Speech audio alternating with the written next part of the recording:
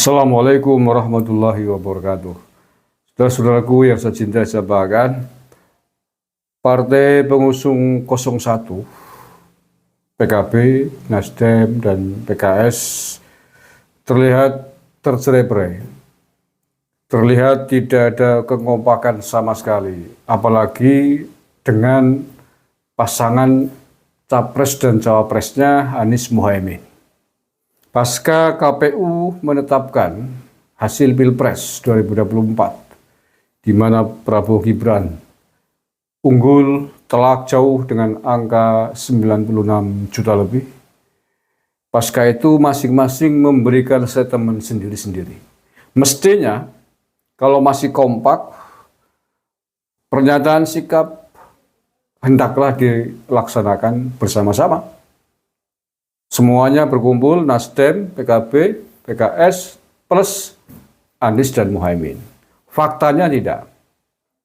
Yang sudah jelas memberikan statement adalah Surya Paloh dengan Nasdemnya resmi. Kemudian bersamaan dengan itu Anies dan Caimin hanya berdua juga memberikan tanggapan statement. Yang lebih parah lagi, statement antara Surya Paloh dalam kurung Partai Nasdem dengan statement yang dibuat oleh Anies dan Caimin berbeda. Surya Paloh dengan terang-terangan menerima hasil Pilpres apapun keputusannya, sementara Anies dan Muhaimin masih berhalusinasi, masih bermuter-muter orasi, menyatakan tidak terima dan akan menggugatnya melalui sidang di Mahkamah Konstitusi. Tetapi bagaimana mungkin? Bagaimana mungkin pasangan Anies dan Caimin akan melakukan gugatan itu sementara partainya berbeda pandangan? Atas nama siapakah Amin melakukan protes itu? Dan bagaimanakah statusnya? Wallahu a'lam bishawab. Oke, seperti apakah perbedaan pernyataan sikap antara Partai Nasdem yang diwakili oleh Surya Paloh dengan statement Anies dan Caimin? Kita simak apa yang disampaikan oleh Surya Paloh berikut ini.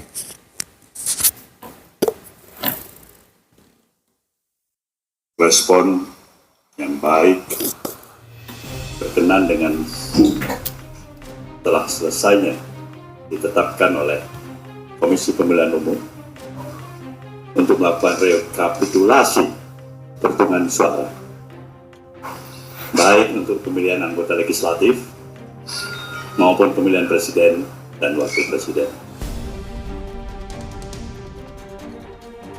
Sebagai sebuah mekanisme yang telah ditetapkan dan kita sepakati bersama dalam kehidupan politik kenegaraan, inilah hasil pemilu yang harus kita terima. Benar bahwa terdapat berbagai macam catatan dan evaluasi, bahkan gugatan atas pelaksanaan pemilu yang ke-13 dalam sejarah kehidupan politik kita ini. Tidak kurang dari kalangan aktivis, dari berbagai kelompok masyarakat sipil, hingga para guru besar, kampus-kampus ternama di seluruh tanah air, turut menjadi bagian dari suara-suara tersebut. Namun, apapun itu, suka atau tidak suka, mau atau tidak mau, kita harus menerimanya. Bahwa harus terus berlangsung evaluasi, koreksi, hingga diskursus yang tidak berkesudahan dalam upaya memperbaiki sistem pemilu serta berpraktek berdemokrasi. Namun, kehidupan politik harus terus berlangsung. Kita harus terus berdialektika di dalam dinamika politik yang tengah berjalan, suka atau tidak suka. Ya, intinya bahwa suka atau tidak suka, pemilu telah selesai, KPU telah menetapkan hasil Pilpres ini, dan Partai Nasdem dengan sangat tegas mengatakan menerimanya, suka ataupun tidak suka.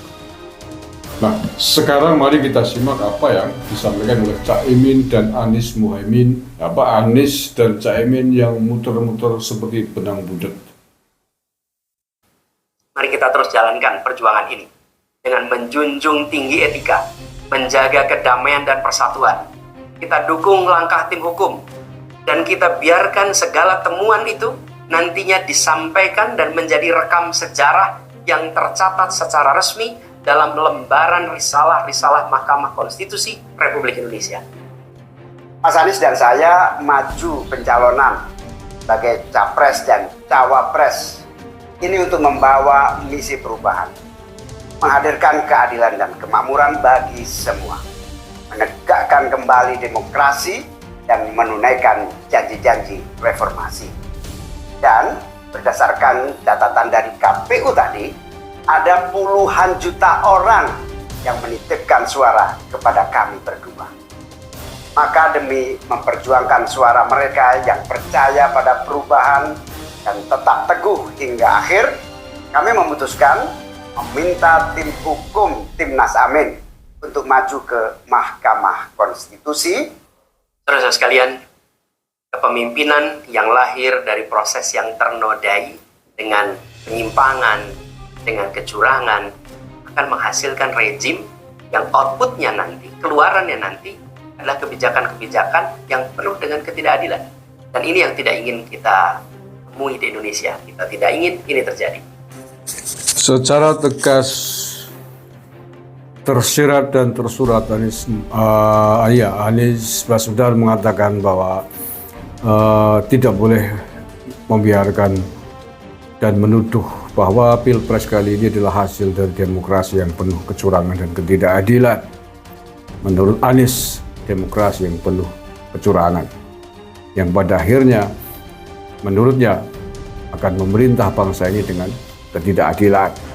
Begitu katanya. Oleh karena itulah menurut saya dengan statement yang tendensius seperti ini, menurut saya sangat-sangat tidak layak Anies dan Mas Muhaimin ini ikut dirangkul menjadi bagian dari pemerintahnya Pak Prabowo Gibran.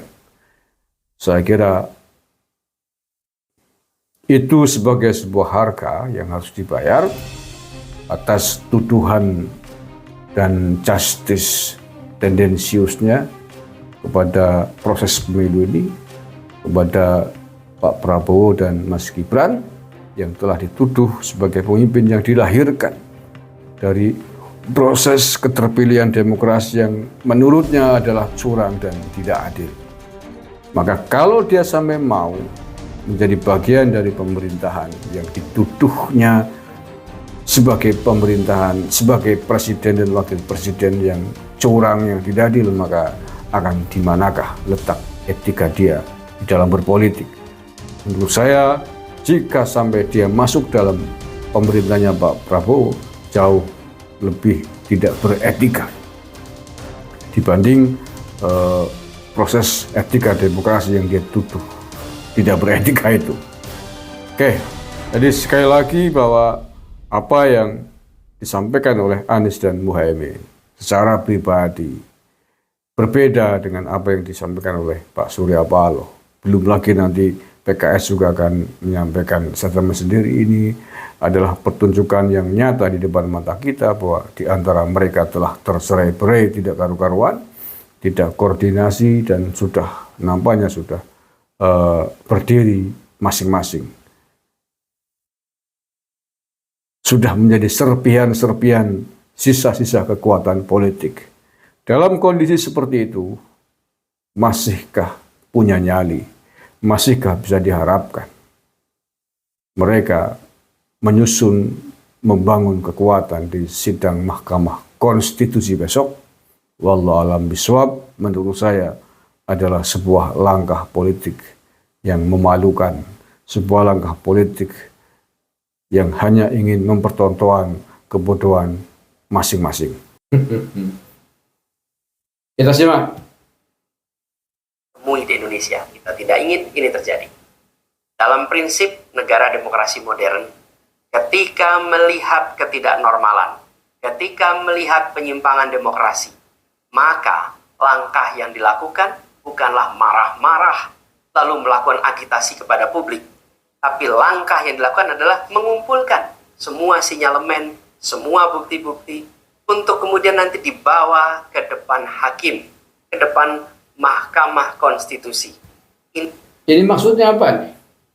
Bukan marah-marah, bukan melakukan agitasi kepada publik. Dan ini bertentangan 180 derajat dengan apa yang selama ini dilakukan oleh para pendukungnya Anies Mohaimin yang mengeluarkan pengadilan rakyat, people power, pengadilan jalanan, turunkan Jokowi, itu adalah semuanya agitasi marah-marah kepada publik. Apakah maksudnya Anies Mohaimin ingin melepaskan dari itu semua? Barangkali besok akan ada proses hukum? Ataukah hanya berkamuflase? Ataukah hanya ingin menyelamatkan diri dan berpura-pura di belakang ngomongin pendukungnya, di depan seolah-olah melakukan hal yang berbeda, seolah-olah dia bersih dan seterusnya? Ataukah ada maksud lain? Kalau alami soal, ya sekali lagi apa yang baru saja disampaikan oleh Anies berbeda 180 derajat dengan para pendukung dan relawan-relawan selama ini yang berkuar-kuar unjuk rasa demo di Jakarta. Ada Refli Harun, ada Muhammad Rizik Syihab, jelas-jelas menurunkan pemberontakan. Ada Din Syamsuddin, hak angket, maksulkan Jokowi, ada Jenderal Purnawirawan Sunarko dan lain sebagainya. Semua berbeda. Itu semua yang tadi disebutkan adalah agitasi terang-terangan kepada publik untuk melawan Presiden Jokowi dalam Pilpres ini.